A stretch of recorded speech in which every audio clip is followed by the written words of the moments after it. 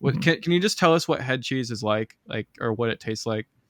Because this, I mean, have you ever tried it, or are you just I did. fascinated by it? I had at some point. It's, I don't know, like gelatinous, and it tastes cold. I mean, I guess you could heat it, but it's like you can really taste the like cold in the cold cut. It'd probably fall apart if you heated it. Does it remind you of like whatever cat food maybe tastes like?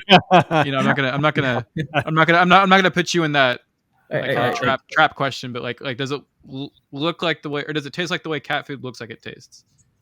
Yeah, it does. I've got a cat now, like a kitten.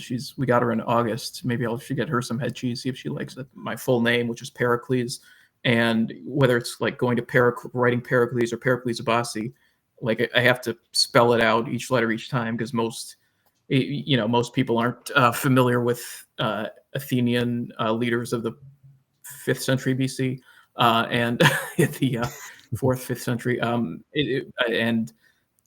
So I have Pericles Abbasi. Even my last name, like people get it mixed up. It's might spelled Abbasi, but a lot of people do Abassi.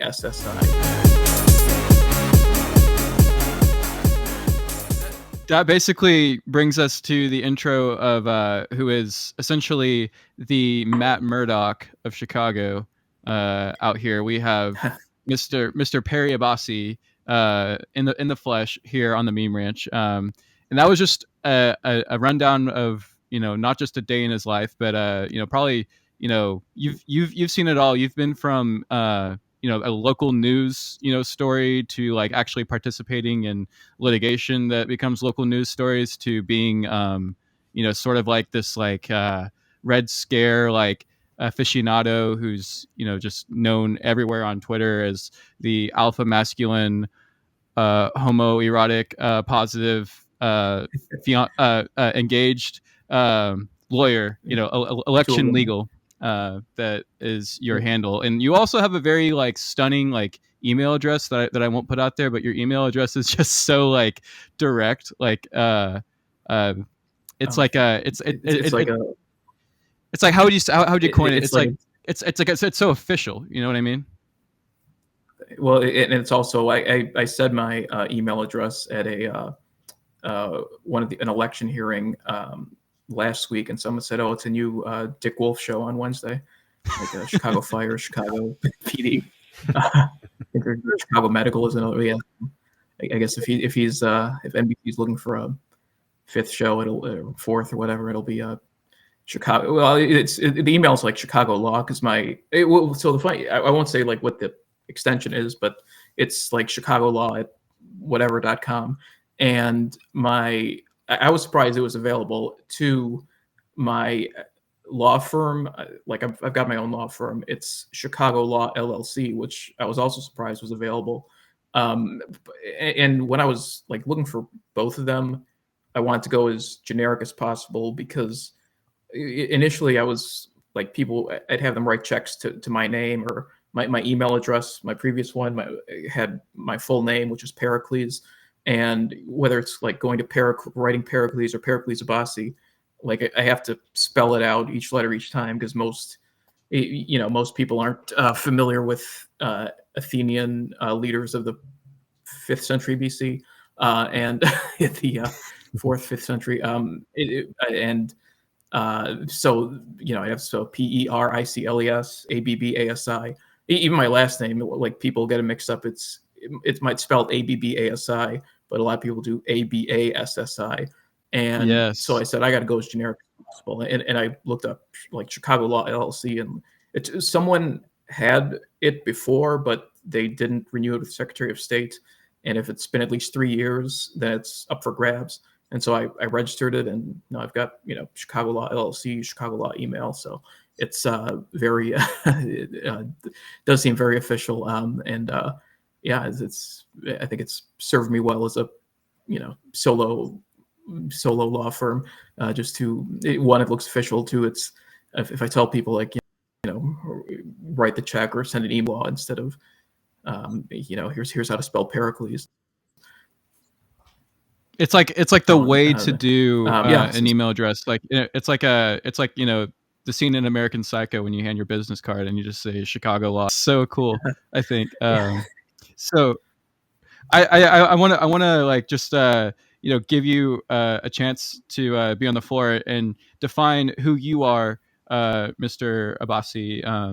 Tell people, like, because it seems like no matter from where they're from, like whether they're locally from Chicago, they probably know you as someone different than someone like I would know you. Like, it's like a cacophony of humor that I found you through, and then also like your actual like knowledge and ideas that you've put out there, and like election law discourse.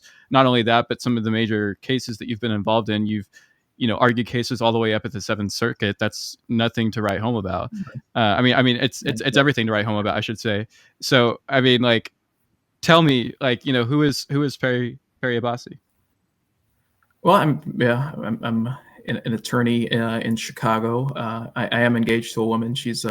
I'm here in my house. She gets to sleep early. We've got like oddly different schedules because I'm usually up till midnight or later, and she gets today's like we're filming it right after 7 p.m. and she usually doesn't get to sleep this early, but by 9 o'clock she's usually asleep, and she's up by like 4 or 5 in the morning. I'm usually up by 7 or 8. I mean, I've been practicing law for over 10 years now. My handle, it's election legal. It used to be just like Perry Abbasi. I went to like election legal in 2020 because the first time I got press attention was when I challenged Kanye West petitions. He was running for president in 2020. He said he was going to run in 24, like in about a year ago, right before he went like, full Nazi. He was just like talking about running for president. Then he, kind of went off the rails a little, and he dipped. Now he's, trying to rebuild his brand. It looks like his fashion brand, but he he filed petitions in Illinois. So I challenged him on signatures, and his signatures were bad. He got kicked off the ballot. So you usually tell me, were you hired? Were you doing this for a client, or was this just a personal kind of thing? No, yeah, I was hired by the client. The objector's name. His name is Alvin Boutte. He runs a charter school, and I guess he just didn't like Kanye and wanted to challenge him. He had to compete with Donda Academy. Did you know what you're looking for when you challenged? Did you know we're looking at signatures, or you may have? I mean, I don't know what you challenged. Well, I had the sense that his signatures would be bad because he turned in not much more than the minimum. You needed 2,500. He turned in like 3,100. Normally for an independent, you need 25,000, but that year, a federal judge, because of the COVID restrictions, lowered it to 2,500. He still only came in with like 3,100. So I told Alvin, like, you go through, find which ones aren't registered voters, and I'll file the challenge. So I filed it on that, and I also threw in one other thing that I said his petitions are invalid because it wasn't notarized by an Illinois notary, which actually the Board of Elections overruled me on that, and correctly. I just like threw it in. But someone is challenging Joe Biden on the same issue that he had a DC notary, and like if he's listening, I'll break it to him. It's not going to win. The precedent from both the Illinois courts and the Board of Elections is that if you're out of state, if you get notarized by notary in that state when you sign the notary, it's valid. But yeah, I mean, that's how I got that's when I took the handle election legal, and I've kept it, the 3.5 years since, even though I'm kind of more into, well, I sort of like on Twitter, like then I that's kind of when I started 2020 with like 100 followers. I basically only like used Twitter to follow Nassim Taleb and President Trump. And then in like 2020, I started like replying to the Red Scare girls and Lindy Man a lot. And I kind of got up to, and I had the press from the Kanye story. I got up to like 1,000 followers at the beginning of 21. And that's when I just started like posting on the timeline. Let's just now let's I'm just up show to it. Let's just show it here. You're about you're up 40K. to basically 40K. That's that's a lot of That's followers. I could only dream to work myself up. Like I maybe get the most boosts I've ever gotten from whenever I cover like court hearings and like tweet about them live and stuff like that. Like that gets you some good boosts. But so you basically gain this just by kind of like tweeting a lot and making a lot of good tweets, essentially, right? Like Yeah, tweeting well. and if you see my bio there, it says you can see my viral ones at Pericles 1K. Like if you want to see all the ones that got 1,000 or more likes, you can go to Pericles 1K and scroll down. And Yeah, we it was. have I mean, the way we have I this started, one pulled up, your pen video of or images I should say of what you used to look like versus what you look like now, and that's also, I mean, that was like a viral tweet as well. Like it went everywhere, and it's still like these photos still get thrown around like every single day, like basically. yeah, no, people Photoshop me on every, and I don't even remember why it started. It was like sometime in 21, people started photoshopping me on things, and it's just like gone on nonstop for over 2 years, I like mean, 2.5 years look now. at that specimen of alpha male. How could they not want to share? I In know. both Well, in it's both forms, I should say. In both no, forms. thank you. No, I guess it's just like it's a work of art, and people. There you go. All the great masters got copied. I mean, the Greek art of the age of Pericles survives because the Romans copied them, and the originals are gone, but Roman copies of Greek Greek sculptures still exist. So yeah, I think that's what's going on here. How did you reach alpha status? Well, I mean, a lot of it was the we have this. the weight loss. Oh, and Nick, do I have the book here? Where did I'll where did I put it? I thought I had Alpha Kings on my desk, but I don't. That's pretty cool. I don't see it. I've got to find it to finish. It's not a long read. It's well, here's actually I do have. He sent me a letter along with along with the copy of Alpha Kings, and it says Nice. to Can you show it to us? it's personalized and signed.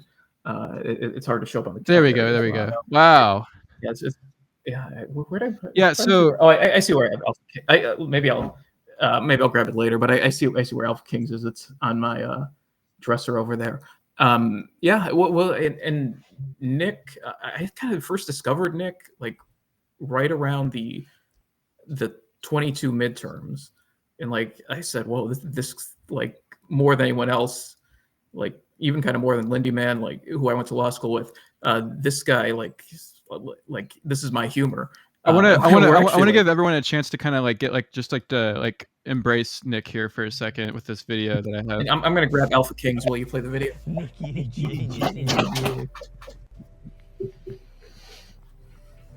Oh, g'day. Nick Adams, Alpha Male here. I didn't see you there. I just finished writing my next bestseller, Alpha Kings, and I'm sitting here admiring some of my work. Don't just take my word for it. President Trump was even impressed enough to write the foreword. And the leading experts on masculinity are united in declaring Alpha Kings the most important book written since I love it. The Art of the Deal. Yes. Don't be a soy latte sipping liberal. Buy Alpha Kings today. All the top alphas who love America are doing it. Oh, that's amazing. I gotta say, I go to this coffee shop, Blue Bottle, sometimes.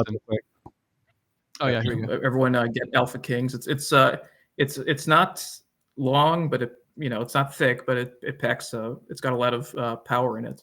So I recommend buying Alpha Kings. My copy is Alphas read pamphlets, like yeah, this is Stay Strong King, Nick. Nice. So that's amazing. Yeah, it's a surprise. It's a very easy read. Did you just contacted out of the blue on this, or? Well, Nick. Well, he named me Alpha Male of the Week in February of 23 that's when I was running for police district council in Chicago, and I didn't win. Probably, obviously it was stolen, but Wait, I found he it. I found it. I've been been replying to replying to a lot of his tweets. Right. There it is. I actually printed that out, and I have it hanging.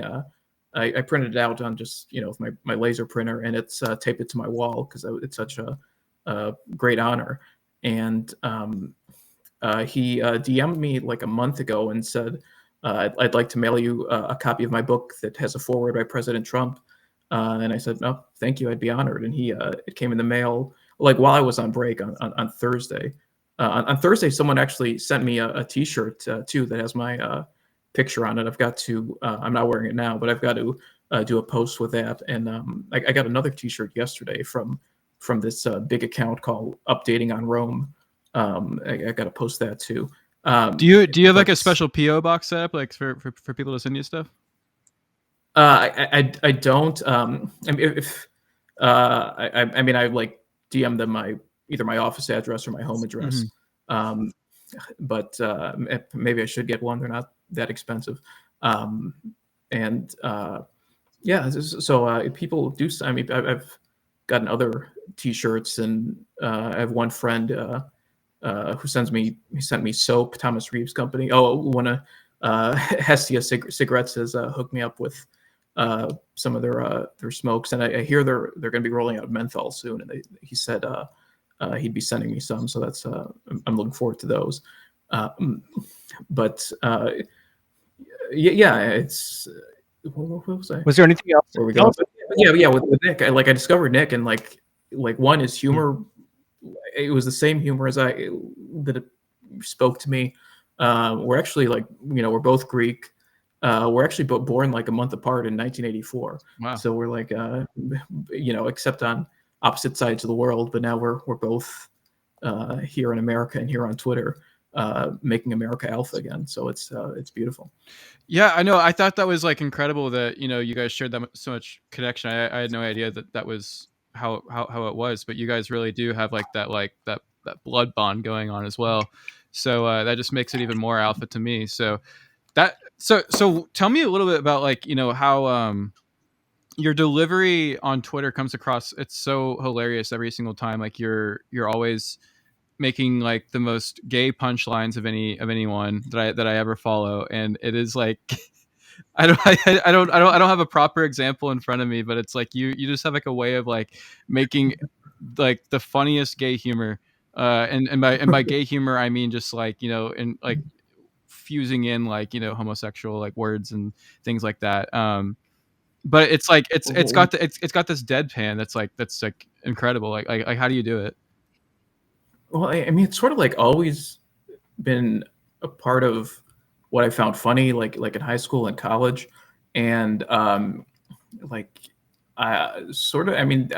had been so for a while it was like just the idea of me being called gay was a lot of he loves Lana Del Rey, he loves the Red Scare, so it's like he's kind of got some sugar in his tank, I guess was the expression. But the sort of the alpha male tongue-in-cheek thing kind of really opened, like when I saw how Nick was using it, that kind of opened the horizons, opened my eyes to and then now I can take his concept and how he's, I mean, he does some of it too, like talking about banging down low, his D with he had a tweet yesterday about Colin Kaepernick. If he challenged Colin Kaepernick on the basketball court, he couldn't handle his D. But it just just like just seeing that was sort of like I don't know, when man first discovered fire or the wheel and realized, well, look what I can do with this.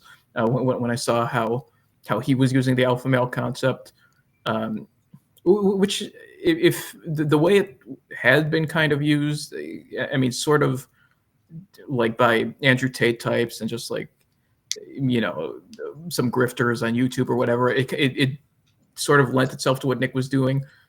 Plus, if you think of like Greek history, it sort of like lends itself to. But yeah, just when I saw it, it was like a eureka moment, and I said, "Whoa, I gotta run with this." And I've been, yeah, it's like been running for since November 22, and it has no signs of letting up. If you had the choice between Dasha or Lana Del Rey, who would you rather have fart under the covers with you? I'd say Dasha. I just had to pick, but can't go wrong either way. Dasha or Nick? And we'll bros before hoes, obviously. Obvious. See, that's why we stay alpha at the meme ranch. That's amazing. I know. That's stay alpha, and yeah. Well, the Dasha posting was like, I saw like Paul, like Lindy Man, do the Friday in the 4HL, and he those parodies are so good like, too. Yeah.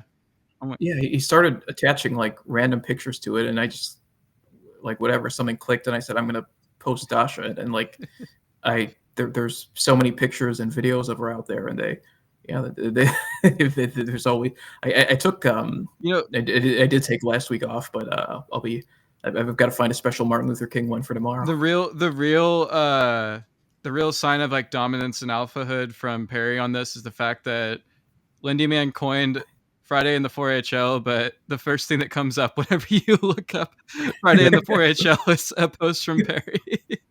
So I mean, this really shows that you've kind of like taken this and like turned it into something new. Even it's like everything is so organic around this, because it's like, people vibe with it. They're like, I want to take Lindy Man's thing and like turbocharge it. Yeah, and other people kind of. Some other people like do it too, just Friday with a 4HL plus a random picture, and it's on knowyourmeme.com. It like explains how Paul started it, then like I post Dasha with it, and one time she posted me. So it's a good that's a good resource there. Have you ever interacted or talked with Paul Scholas? Yeah, well, we went to law school together. Oh, wow. Graduated the same year. We didn't know each other too well, but we've met we've met a few times. I mean, he's like in and out of Chicago. He travels a lot. He's an attorney too, but he like is totally remote, and like his job is they'll send him whatever contracts to work on or to review, and he'll do what he has to do, so he can like do it anywhere as long as he has an internet connection. Mm-hmm. So he was in Chicago. We met last month. He did a whole like picture series of like guys he met with. He didn't post our picture on it, but he in the like last time we met, I think in 22, or maybe it was 22 or 23, when he was in Chicago. Yeah, we posted some pictures from that meeting, and the funny thing is he once tweeted, I think he deleted it. He's like famous for deleted tweets, that the gayest thing you can do is be alone in a car with another man. But when I saw that, I said, well, like, wait a second, weren't we like alone together when you were in Chicago in a car? But when you're the thing is when you're alpha, it's not gay. So just no, there's no threat of that. Yeah, and especially when you're alpha and you're engaged to a woman or married to a woman, like you've established your heterosexual bona fides, so you can't be just, you can like call it gay, but it's just like everyone's going to see through that and say, well no, how can he like how can he be gay? He's engaged to a woman and he's an alpha male. When you and he's got a Stanley. He's got a Stanley Cup. Yeah, this is actually from my Stanley. It's from my it was a Christmas gift from my soon-to-be sister-in-law. Oh, cool. So I very nice. I finally my coffee's in it. I finally believe, like, for the first time, like as soon as you popped into our chat, I was like, Perry's fiance is real. Not Israel, but is real. Because I was always teetering, like, because keep in mind, I've never met you. You're just like a person online, from my perspective. But I always wondered, like, was the fiance part of the bit too? And this Stanley Cup just proved it to me. I know. Because I was about to ask you. I was like, whenever you guys finally get married, are you guys gonna are you gonna dox her? Or are you gonna keep her under wraps? Like, you know, like, I don't. Well, she was actually. was she revealed? You can see what she looks like if you.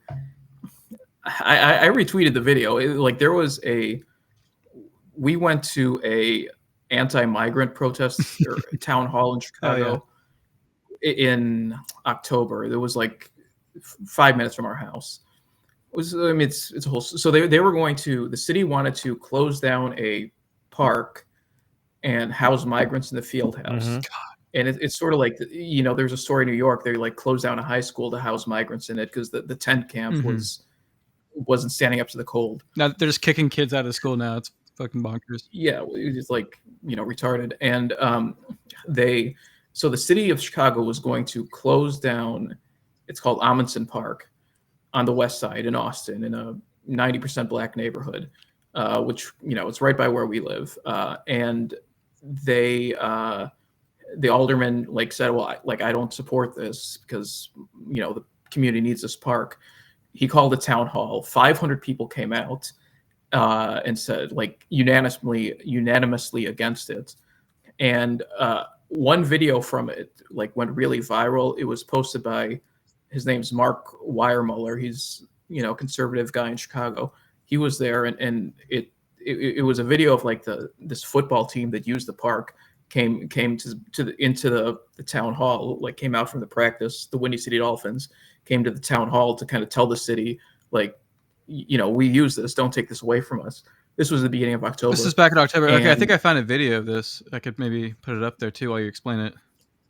Yeah, and my fiance is if it's the one, she's front and center at the beginning of the video. Is it this one? News video? It's from. In fact, okay, not that one, but it's from. It might be the one that's being quote tweeted. Okay. I'm also. I think it's the video that's being quote tweeted actually. Okay. Yeah. That's my fiance. Oh, right there. Oh my gosh, yeah, you can see her face. Yeah. So she that's when. I was giving fiance a compliment. I wasn't creepy. My girlfriend's sitting over to the side, and she's like, Yeah. So she's been. I didn't post her, but she's been, and that video's was all over Twitter, TikTok, Instagram. Fox News covered it. So she's probably gotten. She's been seen by as many people as I have, to be honest. Yeah. And so and with that part, the city ended up not closing it, and actually they were one of my clients. Besides the election work, I do property tax appeals and I do real estate work mostly, but and one aspect is lowering people's property taxes.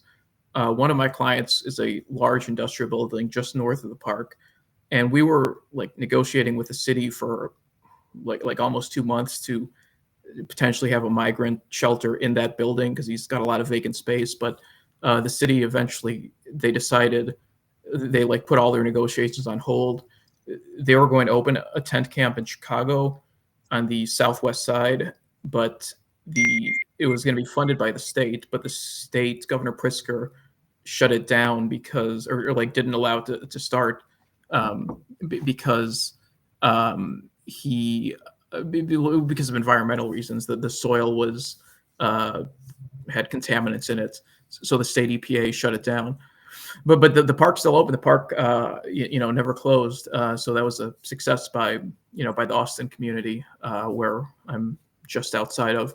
And but it's, I mean, like I said, in Chicago all around, it's no one except for CTU, the Chicago Teachers Union, is supporting the migrant plan. Yet they're and the thing is, it's the city's, it's a sanctuary city, and Illinois is a sanctuary state, but that doesn't, that supposedly just means, okay, they're not going to cooperate with federal immigration. If someone gets if someone gets pulled over for a speeding ticket or whatever, you can't be discriminated for renting an apartment.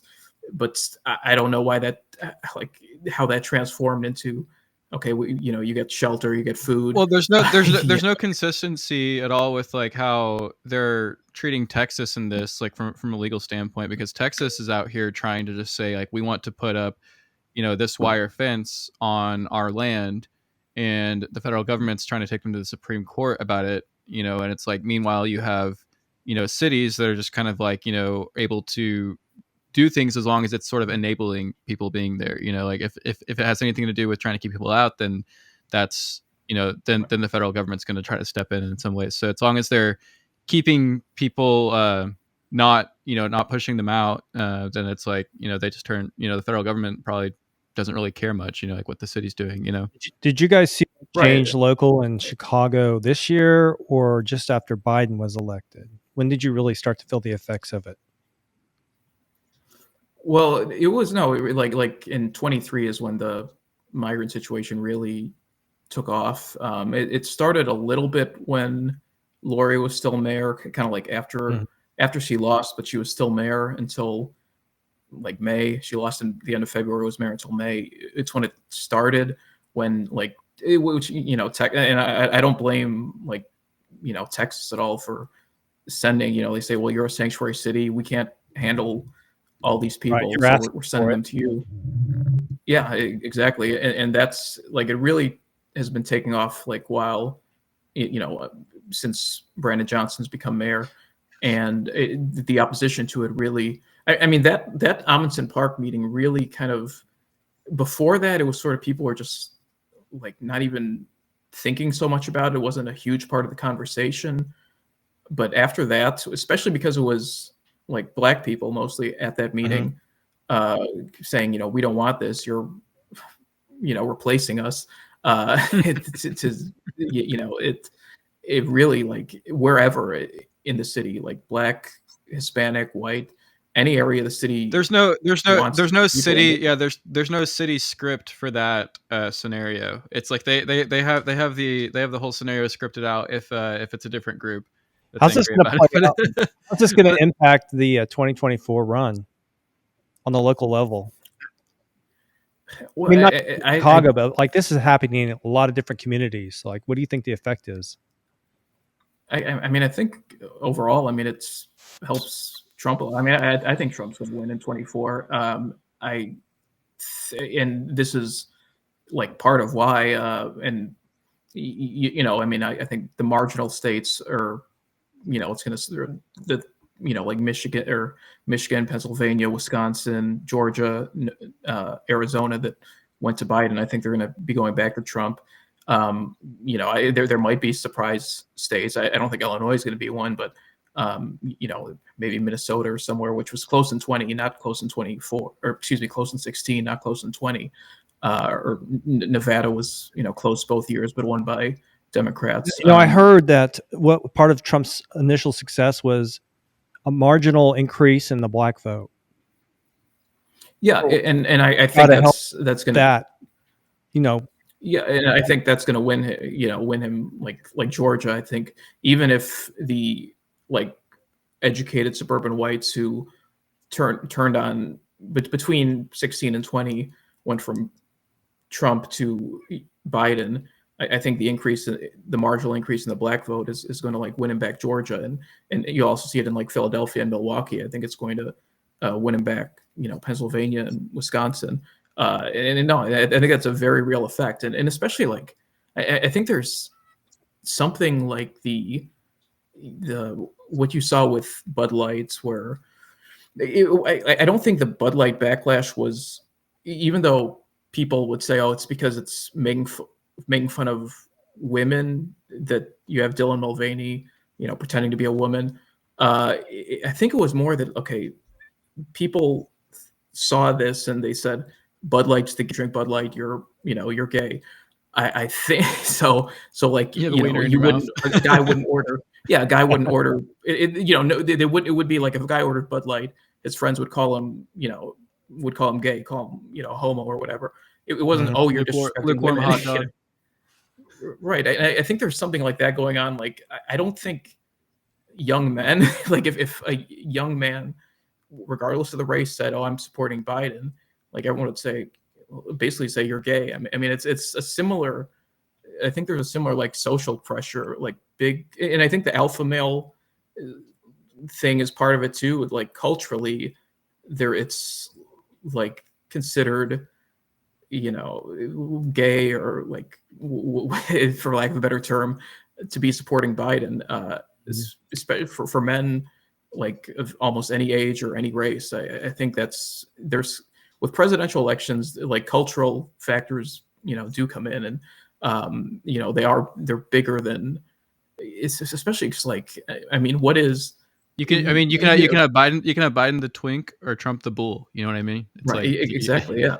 And it's because like, I mean, you like the presidential like politics are kind of, with Trump especially, have become such a big part of pop culture and like just what people talk about. It is pop culture now. Yeah, I mean, it is pop culture because there's like I have no idea what movies are coming out this week or next week. I just have no idea.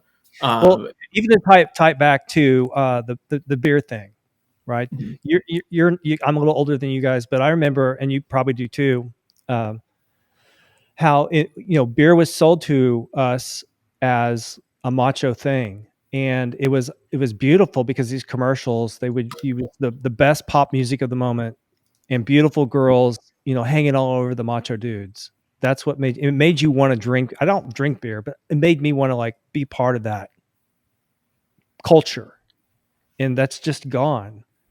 And now we have like woke TikTok and stuff in its place, and so in fighting that, we have now this MAGA wave that's like taken over, which has been such a breath of fresh air for culture. I've never been a politics person, but I do think that this is pop culture now. Yeah, and like Trump's campaign, it was kind of like this in 16 too, but even more so now, where he's getting a lot more bang from his buck by, instead of visiting every county in Iowa like Vivek or DeSantis or Haley is doing, he goes to the UFC fight, and like everyone's cheering for him, and that's all over Twitter, all over TikTok. Awesome to see. I mean, that's getting a lot more bang. Honestly, just getting bang for his buck than, showing up to. I mean, he's going to Iowa for whatever, but he's not going to every county.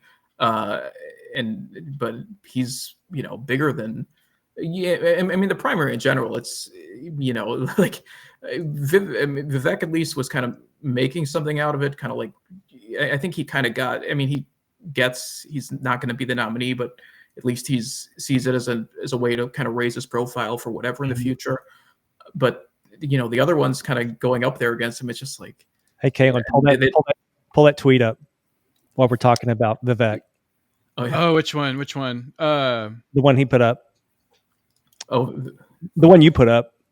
Oh, the one I did, or from Iowa. Well, yeah. He didn't act. I mean, the one like Nathan Worcester from the Epic Times. When you responded to, I think is what I'm talking. Yeah. I mean, well, he actually like the Epic Times interviewed. They had interviewed me about the migrants back in October, and they talked to me again yesterday. I talked with Nathan Worcester, and because Vivek did not file petitions in Illinois, which is kind of weird, but because it's 3,000 signatures, but that shouldn't have been undoable, like impossible. But he might have just figured it wasn't worth it, because not only would he have to get the 3,000 signatures, he'd have to find 3 people in each congressional district of our 17 districts to be his delegates, and they'd have to get signatures too, like about 500 each one. So I guess he didn't have it together for it. Oh yeah, right there. Wait, so thank you, Nathan, for interviewing me about the Epic Times, the Vivek's failure to file petitions to get. Oh, okay, I see now. Yeah, I was wondering because, right now it seems like Trump's strategy with Vivek is like just kind of like throw him under the bus, because he was always, kind of just there to push the Trump brand anyways. And now it's like Trump actually wants to have wide margins that the polls say that he has. Mm-hmm. and he doesn't want a single percentage point to be changed from what people are predicting. So it's like all the language against Vivek right now, I think, should just be taken as like shaking off the 4% of people that went from Trump to Vivek and trying to get that 4% back so that it's a not looking like He's close looking for that by any means. historic margin Right. in Iowa. He wants to have like the biggest lead ever going into Right. Right. Yeah, and he right, doesn't want yes. that just on paper. Yes, because that one, if it's big enough, could get DeSantis out of the race right there, and then it, carries him into, he'll get a big margin, help him get a bigger margin in New Hampshire, and then after South Carolina, when he gets a huge margin over Nikki Haley, then basically in the primary at that point, in about a month from now. And like Vivek kind of gave him an excuse to, brush him back when he posted one picture that's with these kids wearing T-shirts that said "Save Trump, vote Vivek." Basically, like I didn't get one. that. I mean, Vivek's kind of saying, well, if Trump's the nominee, he the way he says it is he'll be eliminated, which kind of means, well, there is a lot of rhetoric that's the left accuses the right of stochastic terrorism. It seems like the left's doing a lot of that to kind of, they want a crazy person to, potentially do something to Trump.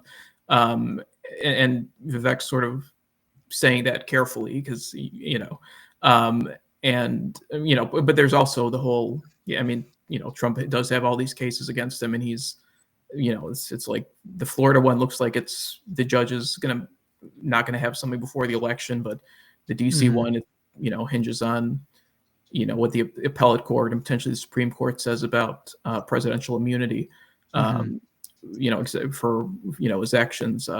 Can you give us any insight onto? Sorry, my mic's falling down here. Can we start? This is becoming an even more fascinating conversation. I just want to make sure we don't lose anything. So I'd like to get back to the immunity thing here for a second, but I want to talk just for a quick second about the state ballot challenges, because the 14th Amendment question is really interesting because it's gotten a lot of normie people thinking about the 14th Amendment more than they ever have before. People are just seeing the headlines, and there was even a similar challenge filed in Chicago the first week of January or second week. So I'm curious, like, do you have any passionate arguments about the 14th Amendment as it relates to like Colorado or Maine challenges? I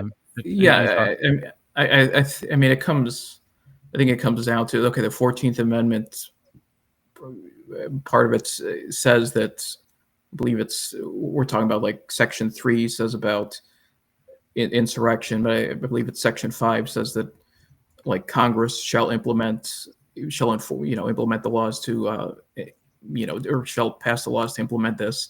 And they passed like laws about insurrection, and that say that if you're convicted, part of the penalty is you're ineligible for federal office. And he hasn't been convicted of insurrection. He hasn't even, in the January 6th case, he's not even charged under that section of the U.S. Code. So it's like, I believe the U.S. Supreme Court will overturn Colorado because it's just, the Colorado Supreme Court just, like in this election proceeding, found that he committed insurrection, but that's not the format for it. I mean, the format is you get charged under this section of the U.S. Criminal Code, and then you have a whole criminal trial and all the everything that goes with it, all the procedures that go with it to determine if and you have a right to a jury and everything to determine if you are in fact guilty of insurrection, and then one of the penalties besides a prison term or fine is you're ineligible for federal office. The Colorado Supreme Court just kind of like short-circuited it and said, okay, here's these news reports say this, and the charges, the Jack Smith charges in DC, again, they don't even they don't even charge him under this for insurrection. So I don't think there's any merit to kicking him off the ballot for it. And he was challenged for it in Illinois, and it's ultimately however the U.S. Supreme Court resolves the Colorado one will determine what happens in Colorado and Maine and Illinois, and in a lot of other courts, a lot of other states, courts or boards of elections have already overruled these objections. So. and we could get into the immunity argument too. I mean, I'm not sure like how much we don't want to just make this like talking about legal theories, and obviously I think at the very least like the summary on both of these junctures is that everyone assumes that the Supreme Court is going to have a lot to say that will be able to keep Trump on the ballot. And then as far as the immunity question goes, like I think a lot of people are just waiting on that to get to the Supreme Court because they don't have a lot of faith in whatever the 3-judge panel is going to decide at the DC circuit. I mean, Judge Pond was really trying to steer them into that question about, can presidents essentially order people to be killed? Like that was her steering the wheel of the conversation into that direction. I think they were doing it on purpose. Awesome question, though. It was an awesome question, and it made great headlines, and I was happy for it. I'd never thought about it, but there's actually an argument for it. Yeah, it was exciting. Well, the argument, Trump's argument, is, as I understand it, for executive immunity, is his actions, after the November 2020 election up through January 6th, and Congress, per the Constitution, certifying the electoral votes from that December, were done as the chief executive, the chief law enforcement officer of the United States. And so his actions were his official actions as president and should be immune. Just like if a congressman, voted for whatever, and that, voted for some environmental law, and that meant I lost money because my factory closed or something, I can't sue that congressman for that because he has legislative immunity. I remember like Rick Perry had something where he vetoed funding to I think it was a Travis County DA or something, because she had a DUI, and he got charged for it, but that got dropped by the Texas courts because he was acting, he vetoed something. He's acting in his office as the executive of the state of Texas. I think there's merits to it. I'm not sure how it's going to go, and it is a good question. How far does what makes it, I guess, where you could see it could go either way here is, yes, he's investigating where was there irregularities with the elections, which he can do, but at the same time, it's it's self-serving, you could argue, because he was the aggrieved candidate as well. I think it's Trump's legal team is definitely right to make the argument. He's entitled to. It's a presidential election. It's a federal election. If he wants to take actions to determine whether the election was legitimate, he has the right to. Even at the time, I remember the time in 2020, I wasn't thinking so much. Just this, I don't know if anyone was necessarily thinking, well, he's doing this because he's the president and he wants to just make sure it's a fair election. I think I was fine with him going to court, and everything, because they're saying he lost. He can, if he wants to see if these votes were legitimate, he can, he should do it. He should take advantage of, whatever's there. But yeah, he was the president at the time, and it's a federal election. So I think there's a very strong argument. I don't think it's, should be thought of in terms of, it's a good question. If you do order an assassination, is that free from prosecution? I guess the argument Trump's team was making is, in that situation, there's impeachment and removal, and if a president did that, he'd be impeached and removed. And then their argument was about if you look at the impeachment or removal place, it says so the way you read it is federal charges and conviction can come after impeachment and removal. I think that's, excuse me, and it's true. What we saw is that an impeachment trial happened after he was out of office. So theoretically, if if a president did something like that, even if it was like at the end of his term, Congress could still impeach and have a trial. And, because like why else? The question is, okay, well, like why else do they have this trial when he was no longer president? So I mean, and one thing is he could be barred from seeking the presidency again. But we've established now that you can have an impeachment trial after the president's out of office, which, like, honestly, before that, I hadn't even considered the possibility. But if that's the case, then we could just say, well, yeah, maybe that's how it should be handled. If it's an action done as president that's so outrageous, like assassinating a political rival, then I appreciate your sincerity to the double jeopardy argument, because I think that there's a lot of people who just kind of gloss over it, and they just don't think very much about it. But I think that you bring up a lot of good points. Like, I don't think a lot of people considered having an impeachment, after someone was already had left office. And I think that at the same time, it goes back to everything that he's accused in the indictment of doing is things that were happening while he was still president, like we just clarified. And then it also kind of rubs me the wrong way a little bit too when you see people talk about the civil business fraud trial, and people talk about how Trump, wanted a jury, and then the allegation goes, I think it was a Hugo Lowell scoop, that he basically, his attorney forgot to check a box or something like that. Well, I think Jack Smith forgot to check the insurrection box, on his indictment, because clever. that's what I'm saying though, is like, like everyone wants to get to the ends, but the means haven't even set up the argument for what they're trying to get to. So it's just kind of, to me, it's like there's an inconsistency there that I don't know how people think is going to work out. I think right now what we're seeing in Fulton County is Trump doesn't even have to worry about how presidents can't really pardon themselves from state charges, because it doesn't seem like that one's going anywhere too fast, especially with the affair allegations there with the special prosecutor and the DA Fani Willis. That came out. That looks like she might end up getting charged with racketeering charges as well. I heard that. Well, I think if it's true that they're having, it looks like I don't know. I know it was filed. If it's true she's having an affair with someone and directing all this business to him, like state money, then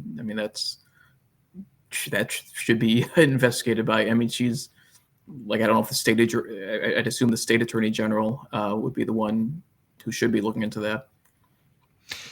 Yeah, like Brian Kemp is kind of like talking about it now, and then she gave that weird speech today at a church where she didn't even really deny it. Like that was the biggest thing that I saw, like liberal court watchers talking about, like Anna Bauer types and things like that. Like all of her comments, like responses, were like, "Wow, like she didn't actually deny it." And in her response, she basically said that she like makes a lot of mistakes, or that not she makes a lot of mistakes, but that she's made mistakes. Essentially, was like her like entitled to forgiveness or something. Yeah, I don't know like what that's about. A church of all places. I thought it was comical. That's like, is that where she's confessing? Essentially, like. I guess no one's going to point their finger at you in church. Well, that's, an interesting thing, like going on with the 24 election too, is like in the black vote, the gender divide in the black community is like, with this, black women, especially recently, have been like 99% voting for Democrats. And I've seen people on Twitter say, like, when you bring up this, just even on a social level, like black men versus black women, that feeds into, like on Twitter and articles too, like that feeds into getting black men to vote for Trump. Just like, so, there's just all these things like matter, especially when we're talking about close states. And like we said earlier, like the marginal increase in black men voting for Trump to some extent, because like they see, well, like, if they're thinking, well, the Democratic Party is just caring about black women, not black men, that helps. That shifts things in Georgia, for instance, or like, Philadelphia and Pennsylvania. Well, it feels like anytime like Theo Von ever does a podcast with like a famous rapper, he always like asks him like what you think about Trump? What you think about him? Yeah. And then like the person's like always like gives like a somewhat if not neutral to like positive like response about him, you know, and that's very interesting. And then you see those like man on the street interviews in Miami, and like a lot of those are probably faked, but then you like you just kind of see like the normal, you know, liberal Miami fare of people like all kind of like gassing up Trump. You know, I don't know. It's so hard to tell. I mean, and the way, I mean, it's a thing that would have to be like pretty much independent of what you can do on a campaign. It would just have to be like, okay, you have this thing going on culturally, and just people to see, like black men or whatever, just come out, and if they do come out, vote more, because like local Republican organizations aren't going to put effort into turning out that vote, because even if they do vote for Trump, they're going to vote Democrat down ballots, and like, you know, you're not going to like basically vote them out of office to get Trump elected. So it's like a tricky thing, but it's just interesting to like observe, and you know, it's a I mean, obviously it's like just something in the margin, like if like in, you know, the shift in Georgia or Arizona in 2020 was, if it's like college educated suburban whites just marginally shifting from Trump to Biden, then you know, like similar, if there is a similar shift in like black men from Biden to Trump, or like not voting at all to voting for Trump. I mean that's another thing that why I think Trump, you can't necessarily hang the 22 midterms on Trump, is just that he gets people who don't vote ever at any other time. They'll come out and vote for him. And, you know, it's just like in 22, he wasn't on the ballot, and, you know, it just like forces like out. I mean, like just, you know, I mean, it's sort of shifted somewhat in that midterms used to be, okay, Republicans do better in midterms just because they'll come out and vote more, but it seems like it's shifted a little that 20 because midterms for Democrats. Yeah, because I think it's because of mail-in. Oh yeah, I mean, yeah, I mean that's a big thing too. Yeah, which in some states have, you know, like California is the biggest one. What, it's not like mail-in. It's called, what is it called? Absentee. Harvest. Yeah, absentee. Oh yeah, yeah. And like when I was, it's funny. Like when I was in 2020, when it was going on, it was sort of like it didn't sort of me as much, because it's like just watching it, just from me practicing in Chicago, it's like ballot harvesting is kind of just like most of the elections here are just in the Democratic primary county. It's like you win the Democratic primary, you win the election, and you know, harvesting or like going to senior homes, signing for absentee ballots, and then, you know, they sign the outside that this guy can take it to the board. It's just like, well, that's just what we do. But then it's like, you know, but yeah, I mean, and like another thing that, I mean, another thing I don't like that much about, honestly, mail balloting is it kind of like, if at your home, it's sort of like allows for, if there's one very active, politically active person, like imagining like the wife basically like pressuring the husband to vote for Biden, or I mean, it's sort of like you don't have, it kind of hurt. Like secret ballot isn't just like, okay, your boss doesn't know how you're voting, or the public doesn't. It's like, well, it lets you vote secretly from like your family. And now if the ballots come into the home, then it's like mom saying, oh, everyone, let's, you know, if there's kids over 18 too, let's all, you know, sit at the table and vote. I mean, it's another, it's another like micro thing that, you know, in a close election, like if enough women henpeck their husbands into, you know, voting for Biden, then maybe that can swing a state. Do you have any hot takes about ranked choice voting? I know that, you know, you having some knowledge of, you know, different places trying to implement these types. I mean, I could imagine Chicago being a ranked choice voting place. Well, we don't. I mean, we have like for our municipal elections, we have a first round and a runoff, and then everything else is just plurality. Whoever gets the most votes wins the primary. It's probably more like Oregon or like Washington that's like doing that kind of stuff. Yeah, I know like Sarah Palin lost because of. Yeah, Sarah yeah. Palin lost in Alaska because of it, and in Maine they have it. I mean, it just seems. Do you think it's like inherently confusing? Like, do you think that people just don't know how to do it? Yeah, I mean, that's just gonna say it's like confusing. I just don't. Seems like a lot of you're asking a lot for like people to like figure it out, and like it's totally a formula for mediocrity. You would never pick a pro athlete that way.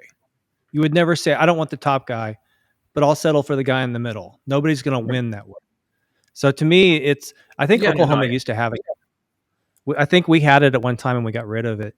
And in 2022, when I went to the polls, they were getting people to sign up to petition to bring it back here. And I went over and was like, I got in his face and like, what are you registered? And he's like, what do you mean? I'm not here registering as Republican or Democrat or independent. I go, no, what are you personally registered? And he said, Democrat. I was like, I thought so. Because that's who's trying to push it here. Yeah. I don't.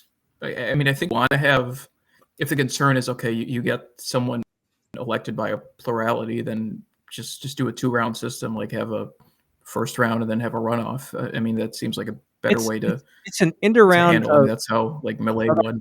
Yeah, it's an end around of our 2-party system to get something more akin to a parliamentary system, where it's all about coalescing around a weaker person.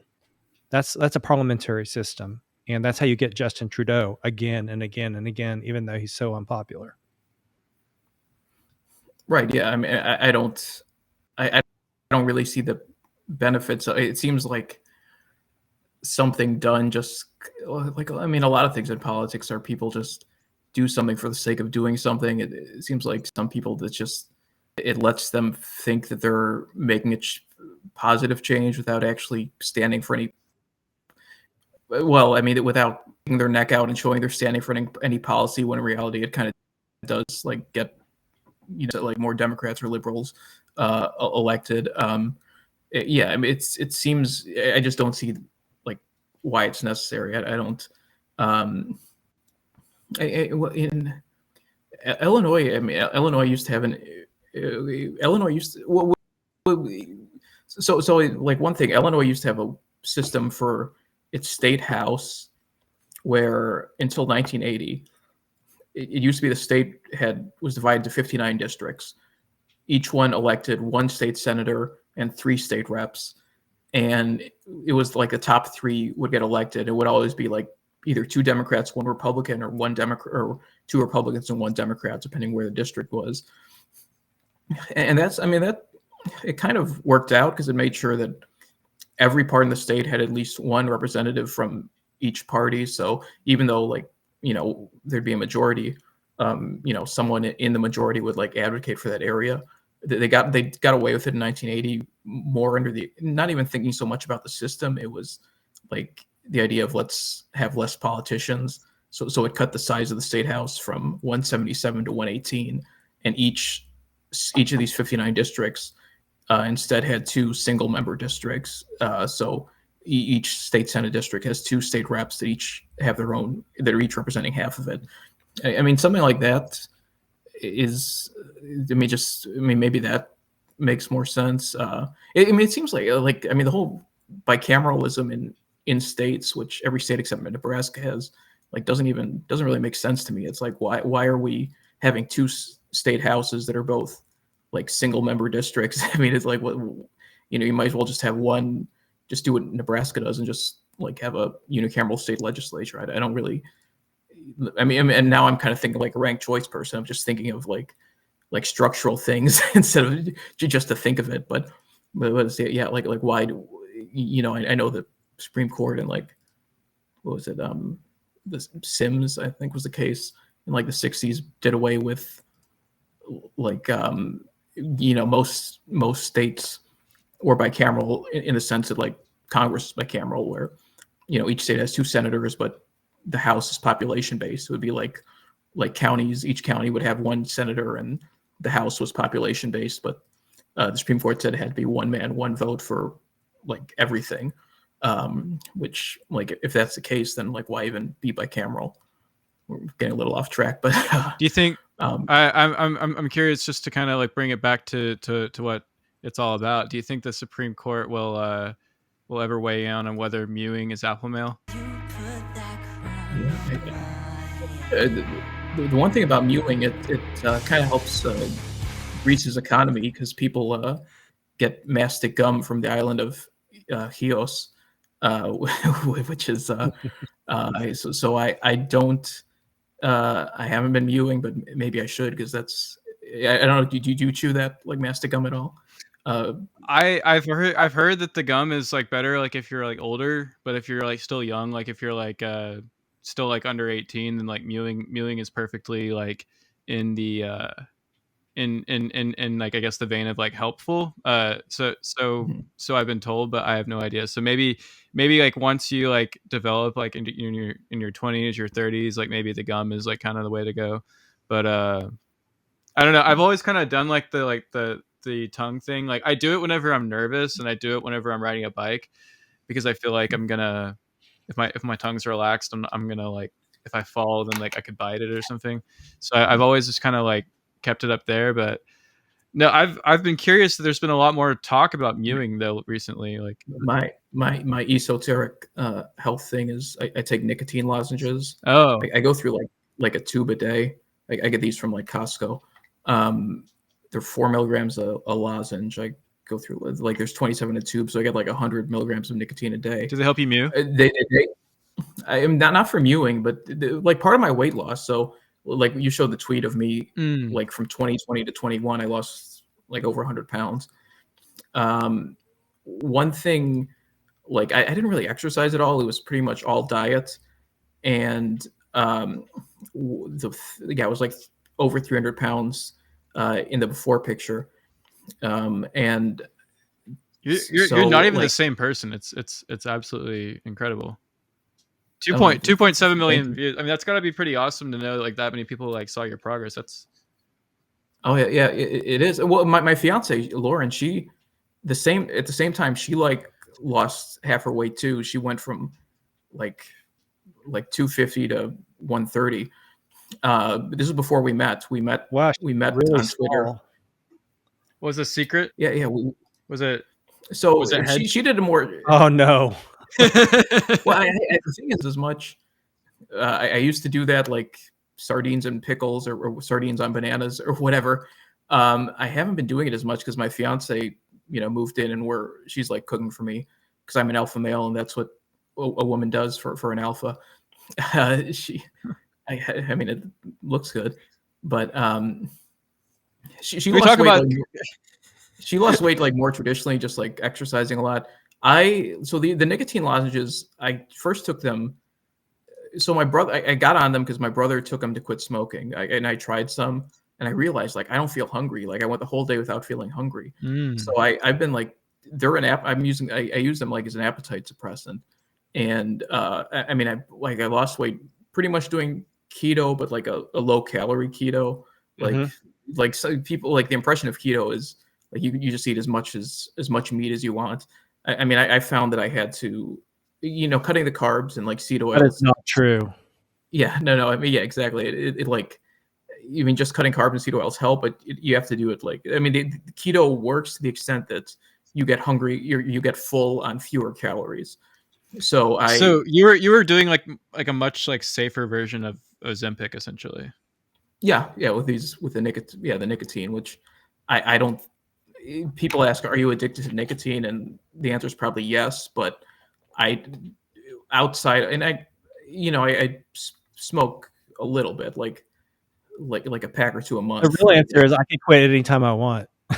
That's the answer I've always gotten when I ask people.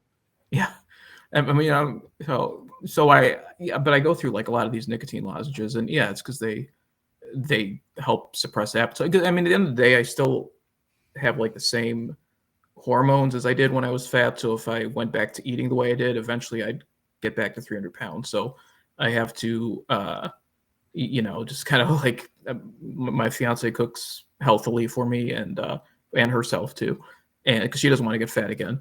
And I take the nicotine, and I still, like I said, smoke a little. Like I said, I shout out to Hestia cigarettes.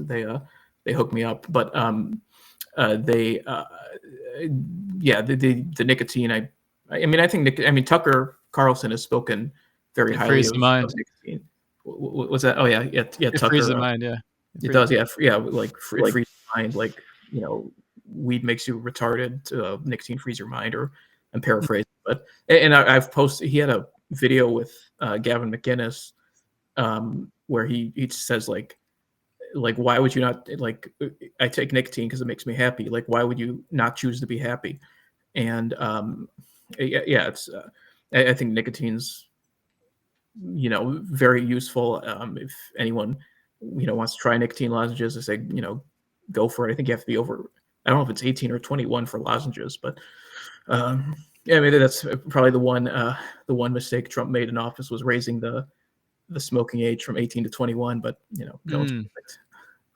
Yeah, it was all because of the dumb vapes and stuff like that, because they were just getting passed around so much in schools. I think probably was the reason for that not so alpha decision. But we'll forgive you for that one, Mr. Trump. And I remember President Trump. Yeah, this one someone on Twitter was telling me, yeah, I got like they were in the they were like 19 or 20 when it happened. So it was like, yeah, last year I could buy cigarettes, but this year I can't because it like took an effect while they were in college. God, that would talk about putting you into an early age for withdrawals. that would be something else. Well, okay, I got to ask you, we flashed it up on the screen. I know you're talking about how you used to kind of like post like the sardines and stuff like that, but can you just tell us what head cheese is like or what it tastes like? Because this, I mean, have you ever tried it, or are you just I did know. I had at some point. It's, I don't know, like gelatinous, and it tastes cold. I mean, I guess you could heat it, but it's like you can really taste the like cold in the cold cutting. It'd probably fall apart if you heated it. Does it it remind you of like whatever cat food maybe tastes like? I'm not gonna put you in that trap question, but like does it look like the way, or does it taste like the way cat food looks like it tastes? Yeah, it does. I've got a cat now, like a kitten. We got her in August. Maybe I should get her some head cheese, see if she likes it. The most important meal of the day. I think it's big in Wisconsin, head cheese, which is, and I guess the Packers they just won't beat the Cowboys before we went on air. So I guess congratulations to them. They got another good quarterback. They're 3 for 3. Yeah, we'll see if are the Chiefs still able to qualify or make it to the Super Bowl, or where are we at? The Chiefs, the Taylors. That was like their game was on Peacock exclusively, so like not a lot of people could watch the playoff game because they had to sign up for Peacock, which like that's why I saw the Peacock memes.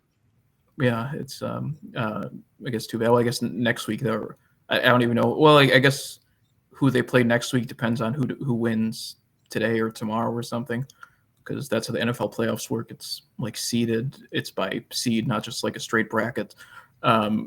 So they're playing, I don't know, either Baltimore or who else? Like I don't even remember who else in the playoffs.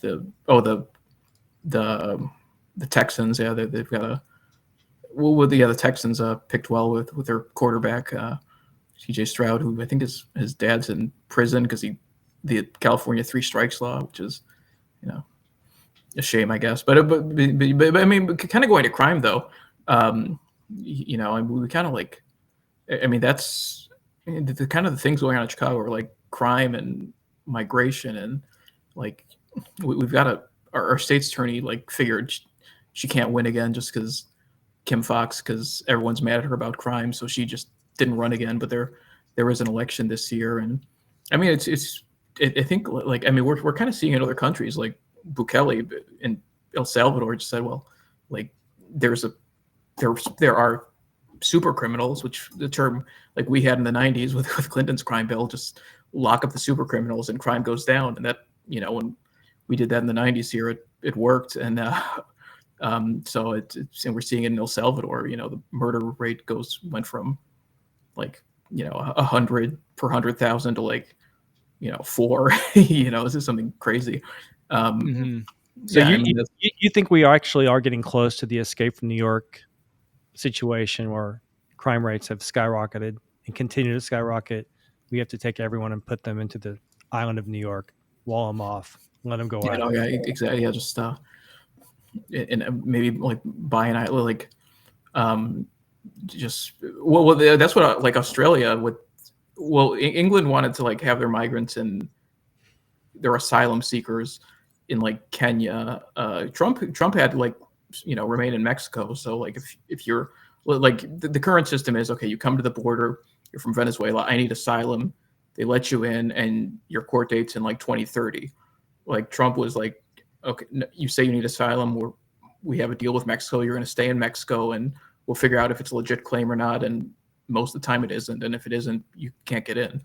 And like Australia has, I think, Nauru, the island that used to have like phosphate that they made money off of, then they mined it all. So now they make their money because like Australia pays them. Like if someone shows up on a boat and says I need asylum, they say, well, we're not letting you in. We're taking you to Nauru until we figure out if it's legit. And most of the time it's not, and then you have to go back to Bangladesh or wherever. So yeah, I mean, maybe we need a criminal island, or well, which I guess that's Australia again. That's what Australia was founded. So We could send them to Cuba. yeah, with maybe make a deal with like have greater Guantanamo, or just ship them up to Chicago. Yeah. Is there where's it empty? Just have a massive. High school. I was flying around there like around New Year's Eve, like in the Chicago area, and like the fact that you look at that lake, was it Lake Michigan? Yes. And it just it goes on like an ocean. Like we can make like a floating prison or something. I don't know, like just somewhere out there. Or we what we have to do is hire the Hasidics to build tunnels, and the criminals live in the tunnels. Yes. Yeah. Yes. What we need. Yes, it can look a little bit like this one. Did you use AI for this one earlier? Do you use AI for your own images, or do you just find them like and share them? Like, well, that one someone else used AI and made, and I thought it just. Oh, you responded to it, yeah. Because it looked. I saw it and I said, that looks too much like me, and I did post an AI one of like Mario meeting Hasidics underground. I want to ask you, because I saw Nick and Adam were reacting to this, and Adam like kind of chimed in with the whole like, this is, to me, like this is like a unifying moment. We're about to be on the brink of war with Yemen, but now like we have this like tunnel incident happen in New York with these Hasidic Jews, and like even like the people who punch right like don't have an explanation for it, and they don't have any kind of like anything to add on top of like any like anti-Semitic theories, because they aren't even like they've just been pushed out of their box. They're like I don't know, man, like I don't like maybe it's not even nefarious, like I don't know what the point of it all is, but it is almost kind of like a unifying thing, because like everyone, like even like the most like staunch like like anti-Semitism like awareness people, I feel like found this funny. Like everyone was kind of like oh, this is kind of a lighthearted moment. So oddly specific. It just and it was posted by this one account that ended up deleting them, but even though everyone saved them, like the one guy crawling out of the sewer. Can we just pull that up? Can we video?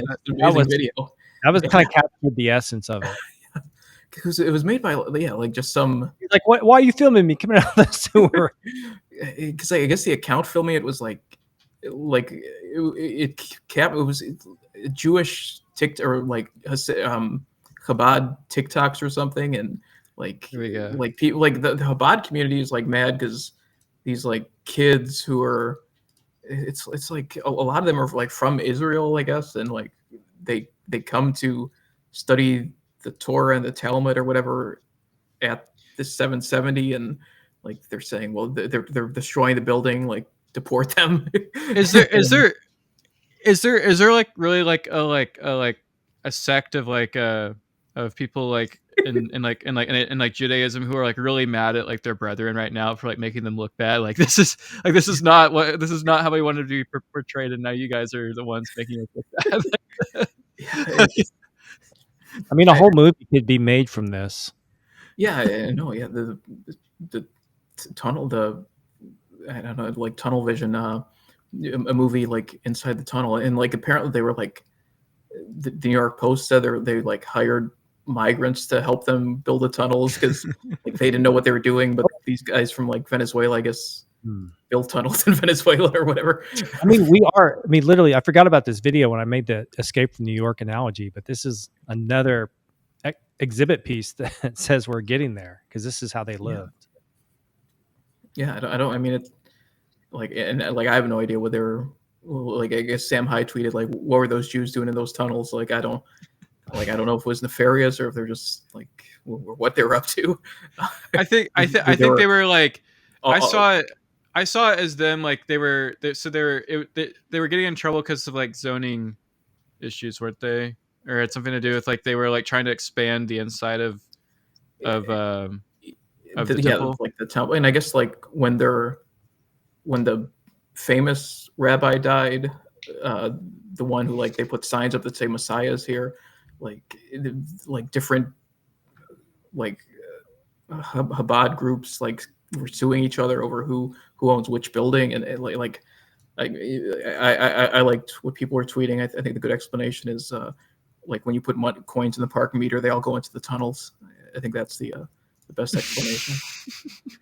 Yeah, that's like the little Chinese coin bank thing that you put up. Yeah, the Japanese cat piggy bank or whatever. Yeah, let's see if I can find that. That's so funny. Yeah, I used to have one of these things. I know what this is. Look at that. It's so cute. I know it was. I know it's fun, and the one like police officer saying like we don't do that in America. It's like everything. I was gonna bring him up. Yeah, that was the guy that like was the glue for this whole unifying moment. Was because like we found a potential like political candidate like for like local office, maybe the better Mayor Eric Adams, rather than someone who like says like when asked like like what makes New York special, well I don't know, you can it can be anywhere from like having a plane hit the Twin Towers to. I know, yeah, it was like one day you can get a great slice of pizza. The next day, yeah, you'll have planes crashing into the World Trade Center. Somebody put that on like a bucket hat, and I was like, I need that. Like that is.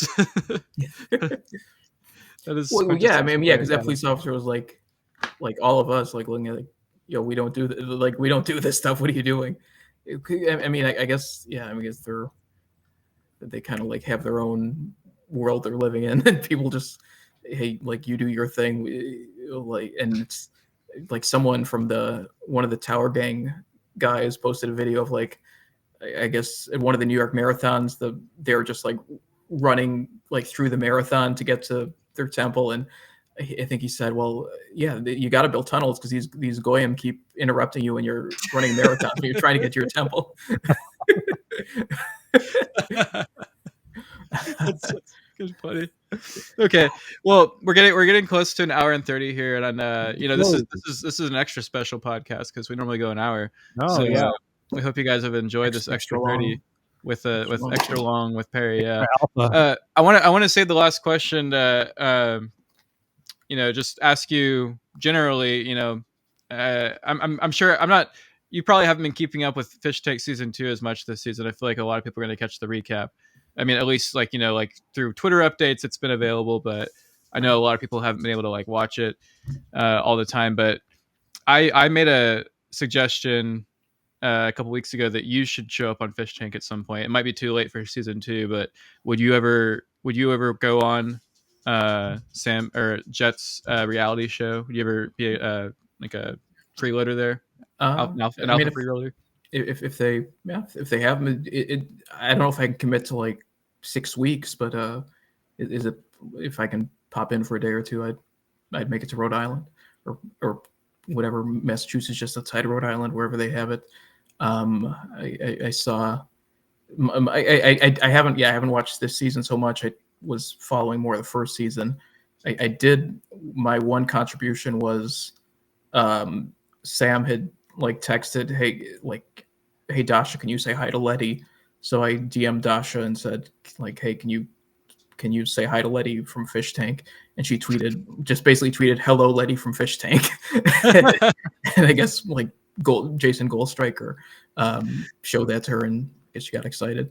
So that was my one contribution to season 1. I haven't been following season 2 as much, but yeah, maybe if the opportunity comes to take a Greyhound to Rhode Island or something, I'll do we it. have that on the record here. So if the Sam boys ever hear this one, then this will be their calling card. I was trying to my mutual Sam Hyde. Well, the funny thing, like I don't know why he did, but like the day like his Wigger account got restored, he followed me. Like, which I don't know if he was aware of me or what, but he had to. He didn't, like, before Wigger got suspended, Mm-hmm. whenever in 21 or whenever it was. He wasn't a follower, but like the day it got restored, like it said like Wigger followed you. It was really him, and I said, whoa, he's back. And so that was very exciting. He also followed Pericles 1K, which I don't know if it could. I'm so happy you have Lauren, because I know that this photo would have destroyed you if you were single. I know. Look at those perfect green lines. Well, that's why I haven't posted a picture of Lauren. It's just because I haven't. I'm just waiting for the perfect green lines before I have to post a picture. Yeah, they nailed it with this one on the lines test. I'm wondering, do you know what have they posted like the video from this, or do you know the context behind it? Because I was trying to figure that out the other day. Well, I think she recorded an episode of the podcast with Sam. So on the what's it called, the Gumroad or whatever podcast. So on Gumroad. But it hasn't. I need to log into my Gumroad. I haven't done that in a while. Yeah, so I guess they'll be posting it soon. But I saw, I remember like seeing on Dasha's Instagram stories that she was going to Rhode Island, and then like the next day they posted that. So I said, oh, that made sense. Yeah, it's a shame. I've probably given Sam more money now than he gave to Stormfront. So I'm just out here just fueling the cause for no reason whatsoever. Did he give that money in like Bitcoin when it was 1% of what it was, and now it's yeah, and he just like inadvertently gave like a neo-Nazi website like $500,000. I didn't hang on to it. Well, that's a good way to end this Meme Ranch episode. Nice scaling. Yeah, let's give Perry a chance to plug his stuff. I know that it's mostly just Twitter, but kind of tell us if there's anything that you've got big and planned for 2024. Nothing. Everything's inchoate, but yeah, just follow me on Twitter, Election Legal. If I do have anything coming up, I'll post it there because that's where I've got my biggest audience. We'll